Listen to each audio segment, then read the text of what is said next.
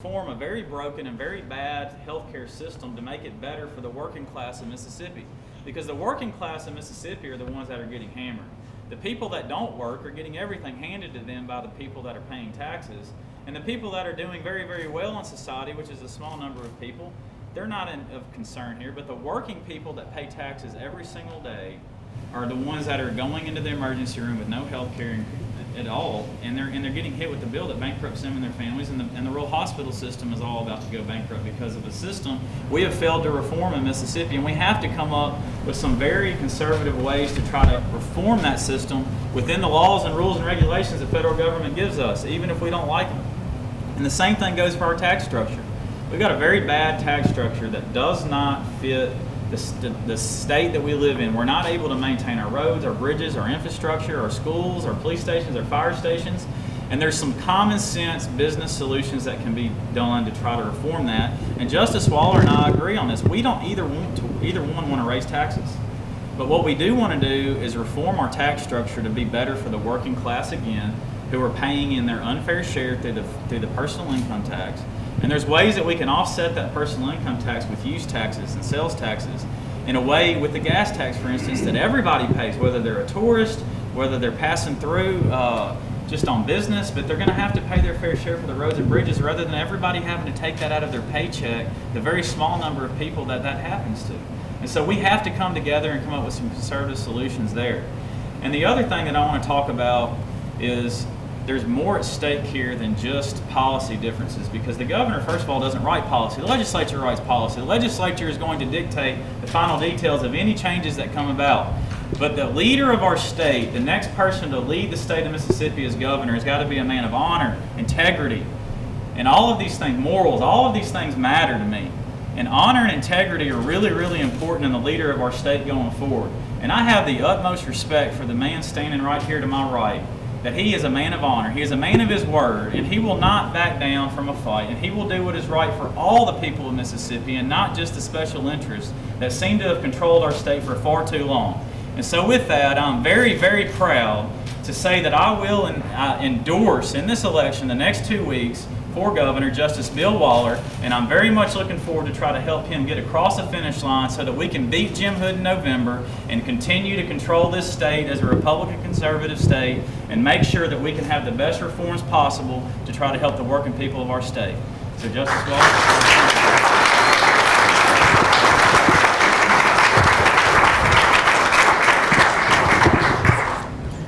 First order of business, my wife Charlotte, a Northeast Mississippi lady, 40 years this past August the 4th, and she'll be an important member of the team. Robert? Yeah. And I did forget to mention my wife, Heather, who has been a very big part of this election process, who I could not have done this without, because her support and the support of my mother and my family, who have all been there for me to help keep my business going and keep my house together, could not have done it without them. Yeah.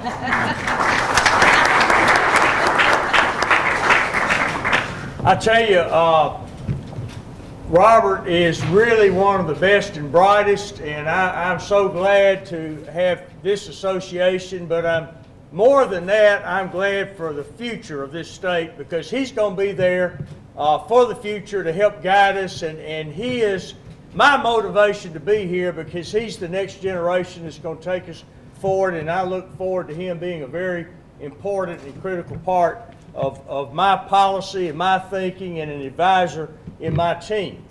He and I agree on a lot of things. We agree that Mississippi needs to do better. The state, since the recession of 2008, our gross domestic product has gone up 2%, folks. The United States has gone up 22.5%. Now, who's happy with that? Every state around us is double digits, and folks, we got to do better. We agree that we've got to have some changes in education. We agree that the picture of the highest paid superintendent of education and lowest paid teachers is wrong. We agree that career and technical education needs to be a part of our high schools, not community colleges, so that the degrees mean the same to everyone. We agree that health care is at a crisis, that we need to be trying to make our hospitals strong and not close hospitals. We agree on roads and bridges, that we need to be repairing roads and bridges and not closing roads and bridges. We agree that for November, for the Republicans to win, that a candidate needs to carry his own county. Who's with me on that?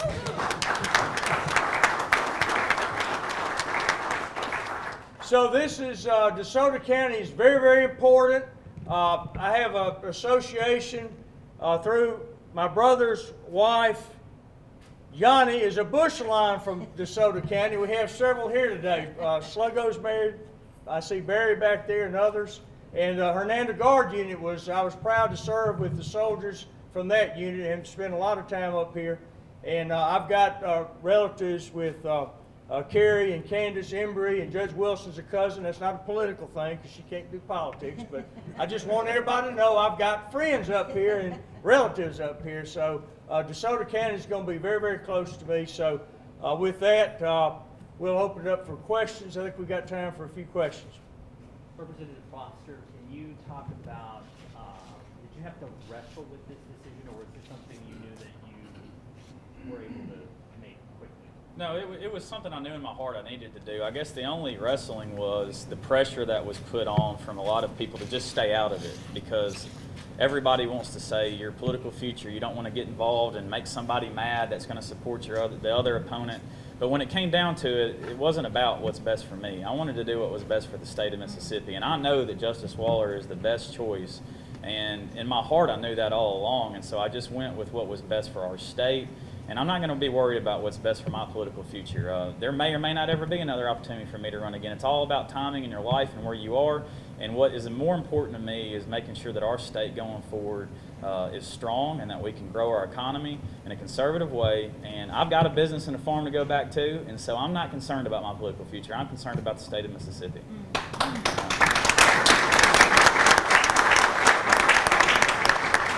Mr. Foster, do you plan to be actively campaigning with Judge Waller in the next couple of weeks, going out on the campaign trail with him? Well, it'll be limited due to the fact that I've got the busiest time of my season, fall season, corn maze and pumpkin patch season about to start at Cedar Hill Farm. I've got to hire 150 people over the next 6 weeks. And so I'm going to be very busy at my business, but I'm going to help whenever and however I can to ensure that I do my part. Question, Judge Waller? Judge Waller, do you think that the combination of the two of you now can push you over the top come the runoff on the 27th? Well, August the 6th, over half the people of this state approved our platform. So I think that the merging of the two, if you will, is going to be very positive. I think that the votes are there. The people are interested in a new direction, and I think I welcome his support and the votes of his supporters. How would you characterize the runoff campaign? Has it been negative in your view, or about what you'd expect? The stuff coming from the Reeves campaign, what they're saying about you, trying to tie you to Obamacare, what's your response to that? We're going to be positive. We're going to address the issues, and I think that's what the people are going to be interested in. I think they're interested in the platform and not in an attack dog. So that's we're going to stay the course. Judge Waller, what do the next 2 weeks look like for you? Long hours, no sleep, and not the best food. So probably a lot of chewy chicken. Do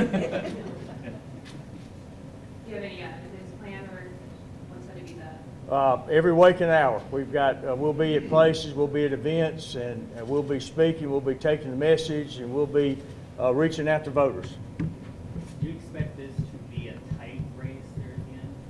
I think it will be close, but I think that ultimately there are more people interested in a different direction than there are that believe everything's okay.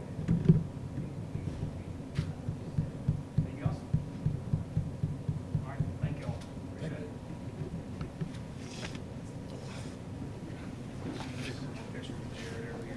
Okay.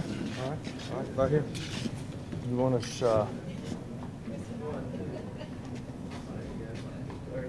One, two, three.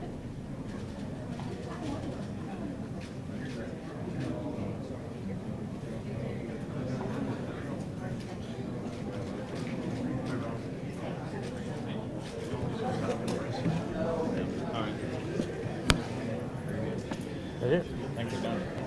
Okay, okay. All right. All right, like this, okay. All right.